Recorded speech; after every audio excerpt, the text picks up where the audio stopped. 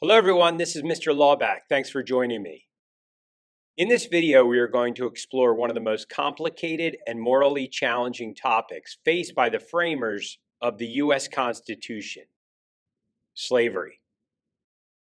Now remember, the Constitutional Convention took place in Philadelphia in 1787. After the Articles of Confederation, the first Constitution, were having troubles. So we're going to call this the Constitution and the Compromises on Slavery. Now you may be wondering, how did the Constitution, this revered document of liberty, handle an institution as inherently oppressive as slavery? Well, it did so through a series of compromises, and we're going to break these compromises down one by one. Let's start with the Three-Fifths Compromise. The core issue here was representation in Congress, the legislative branch. Southern states wanted enslaved people to count towards their population totals so they could have more representatives in the House of Reps.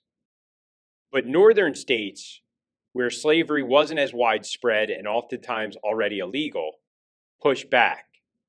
They argued that slaves had no rights and thus should not influence representation. The compromise: each enslaved person would be counted as 3/5 a person. This fraction applied not only to representation, but also for taxation rates. So the southern states gained more political power in Congress, though enslaved people, of course, still had no actual rights or representation.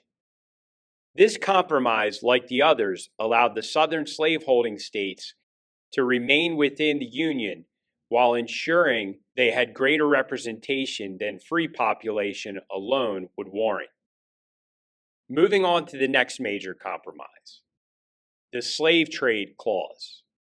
This one revolved around the international slave trade.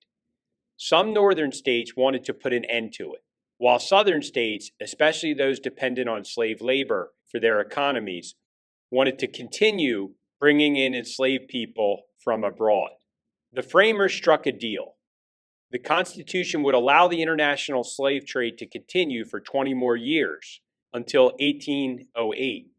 After that, Congress would be allowed to ban it, and indeed they did. But for those 2 decades, the slave trade continued. Remember the Middle Passage. And many more were brought into bondage into the United States. But that wasn't the only concession to slaveholding states. Another key issue was what would happen to enslaved people who managed to escape to free states. The southern states wanted assurances that their, quote, property would be returned, even if someone escaped to a state where slavery was illegal.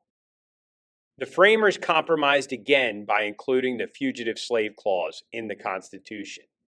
This clause required any enslaved person who escaped to a free state to be returned to their enslaver.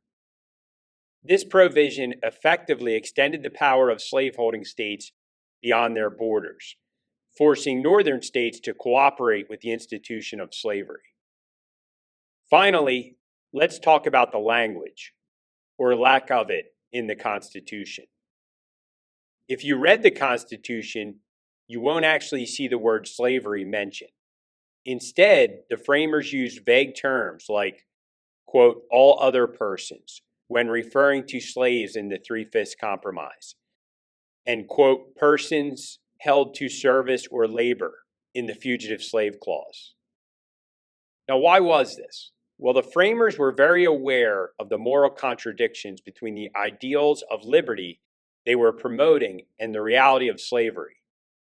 By avoiding the direct use of the word slavery, they tried to soften the blow, or perhaps kick the can down the road, leaving it for future generations to address.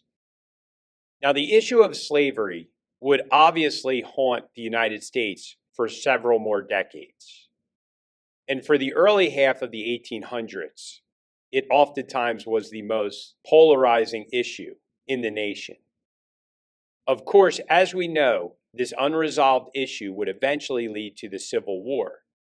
and the ultimate abolition of slavery through the 13th Amendment in 1865, the same year the Civil War ended. So I hope you learn more about slavery and how it was handled in the Constitution. Thanks for joining me, and have a great rest of the day.